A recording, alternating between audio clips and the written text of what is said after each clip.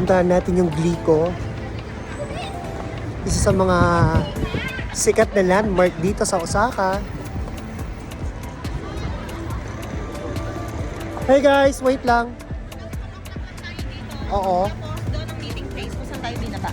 Oh, okay, sige. Saan ka pupunta? Sa inyo rin. O, tara. Baka kasi magkahiwa-hiwalay eh. Oo. Eh, ang ano kasi ang dami ng tao doon sa...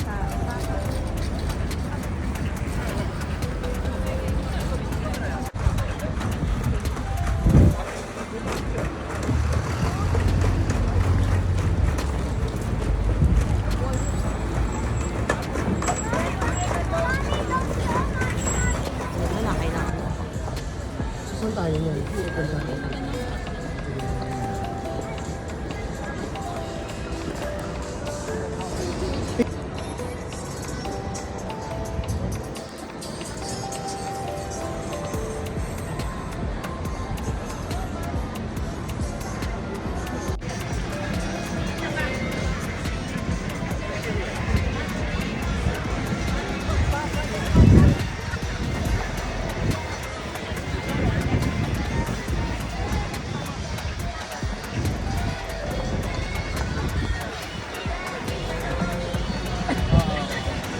We're here sa Osaka, Japan at alam kong maraming may alam sa inyo at nakikita ito sa mga iba't ibang vlogs, TikTok man, on Facebook.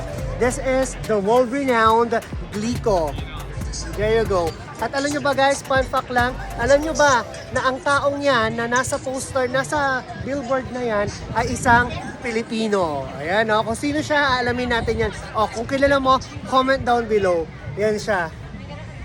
Welcome to Osaka, Japan, everyone!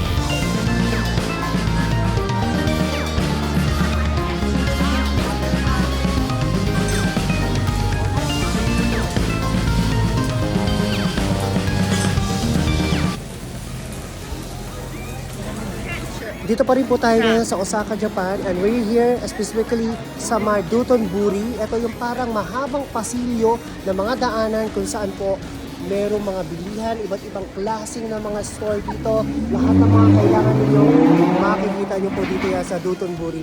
At ang sabi po nila, hindi mo raw makukompleto ang iyong pagdalaw dito sa Osaka, Japan kung wala raw po kayong chance na matikman ang kanilang mga local, what you call this?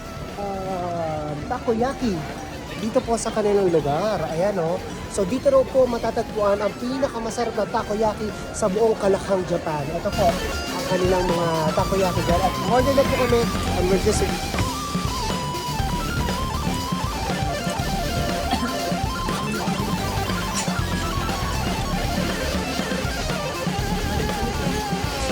ko pa natitikman.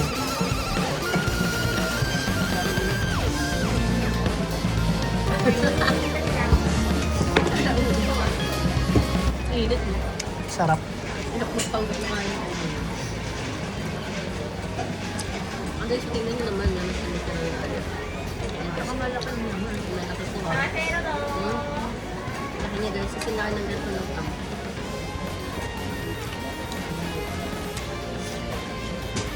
Marami ka naman.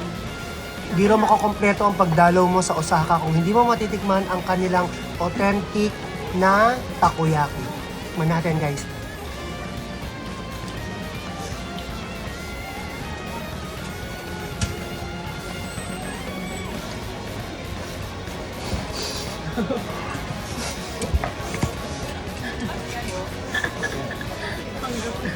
At hindi rin makakompleto ang pagkain mo dito kung hindi ka mapapasok kahit mananig ka.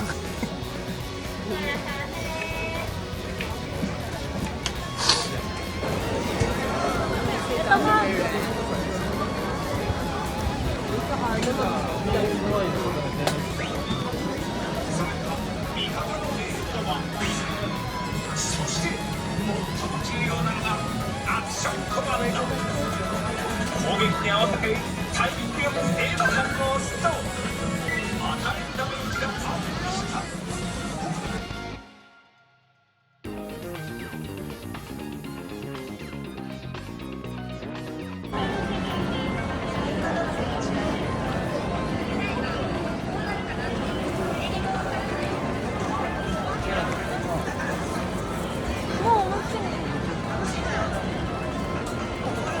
So yun guys, maraming salamat sa lahat ng mga nanood at manonood pa dito sa ating quick mini vlog dito sa may Dotonbori.